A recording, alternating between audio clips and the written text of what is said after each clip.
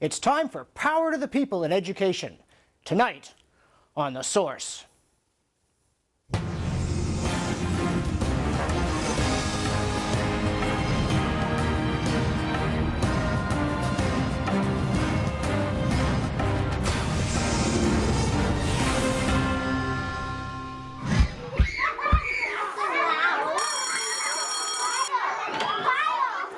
I'm John Robson, in for Ezra Levant, and this is The Source. And today is back to school day.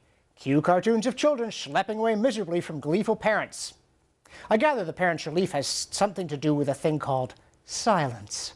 But why must the children be so miserable? Okay, part of it is unavoidable. School slowly teaches one of those lessons you can't enjoy until you've learned it, that discipline and effort are indispensable to fulfillment in life. Which, please note, is a lesson about character, not arithmetic.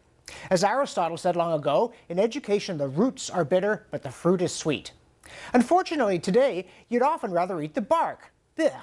And we're not going to get a better crop until we review the basics, because you can't tell why something's gone wrong or how to fix it until you know what it's for.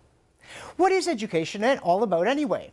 Not, surely, giving parents peace and quiet to clean up the house, pursue hobbies, or get more money to pay the taxes gobbled up by the education system. In Ontario, for instance, it's now a quarter of the budget and growing fast. Education isn't even about schools. It's about raising children to be what they should be. Schools, to say nothing of state schools, are just one way of doing it. And whether they're good at it or not, what people should be doesn't end or even begin with technical cleverness. When parents handed much of the job of raising kids over to schools, they didn't say character development no longer mattered. Of course, schools must teach skills, by which I do mean the basics, and teach them first. Reading, writing, and arithmetic are essential not only to success at work, but to personal success in the sense of having a functioning brain. And a student unable to do basic math is highly unlikely to reason soundly about ethics. But too great a focus on skills means we prefer usefulness to truth, or, worse, assert that usefulness is truth like good pragmatists, and thus endorse the notion that might makes right. Not the main thing I want youth to imbibe from teachers. Others apparently disagree. The Globe and Mail gushed editorially today that, quote, children should be able to reach higher than their parents. Today, the most powerful predictor of a child's future prospects is, what education does your father or mother have? And the Globe insisted we had to get far more people to college because, quote, by 2036, 1 in 4 Canadians will be over 65, unquote, and they must be supported. Put aside the opening sneer at children who might admire their parents and want to be like them, as if every carpenter's son must wish to be a Globe editorialist. Consider only the assumption that we measure prospects solely by capacity to get more money, then give much of it to the state. Whatever it is, this sort of success at any cost focus is not moral education. At the end of his 1948 book, Ideas Have Consequences, Richard Weaver asked whether, to restore our culture, we were ready to ask the populace at large to, and I quote again, grant that the law of reward is inflexible and that one cannot, by cutting or through complaints, obtain more than he puts in. Are you prepared to see that comfort may be a seduction and that the fetish of material prosperity will have to be pushed aside in favor of some sterner ideal? Do you see the necessity of accepting duties before you begin to talk of freedoms? What chance is there of getting that message before students in a system that is panicking over the need to convert the little wastrels into such productive software engineers that we can continue to comfort citizens with lavish social programs they didn't earn? Besides, even at the altar of success, we should not worship government schools. Britain launched the Industrial Revolution and ruled the waves without any system of compulsory education. Then it brought one in, gave it to the government, and embarked on long years of wretched decline.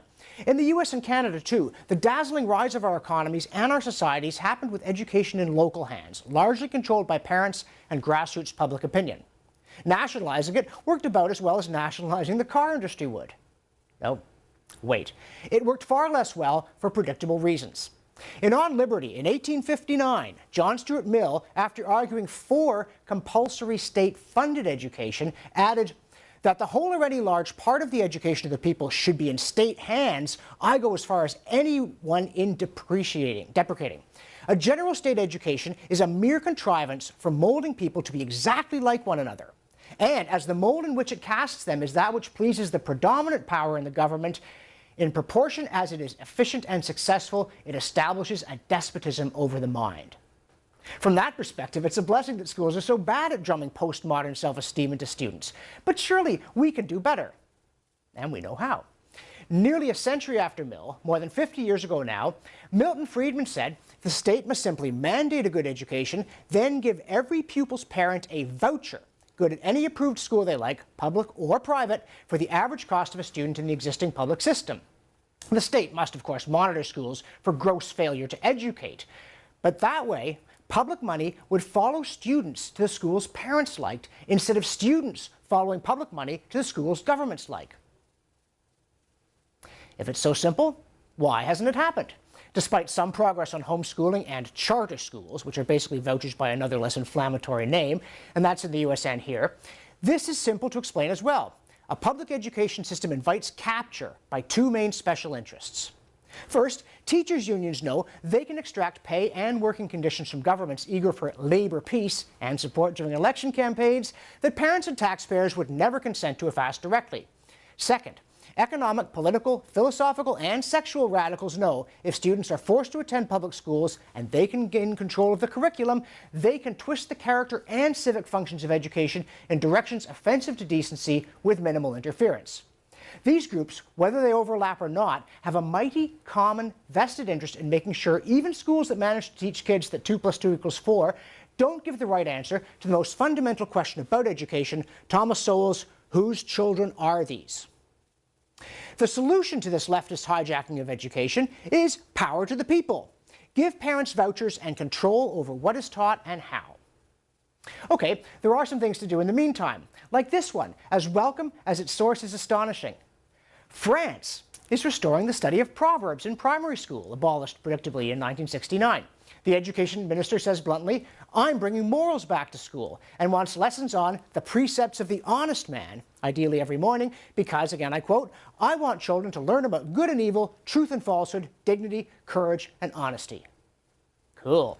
I don't know what Proverbs Dalton McGuinty wants your kids pondering, but I'd start with, "He who pays the piper calls the tune." Right now it's the state and the activists who manipulate it. Put tax funding for schools into vouchers and it becomes parents and citizens who call the tune. Then we'd get education to focus on the true and the useful instead of the lucrative and the leftist. Kids might still wince when summer ends, mind you.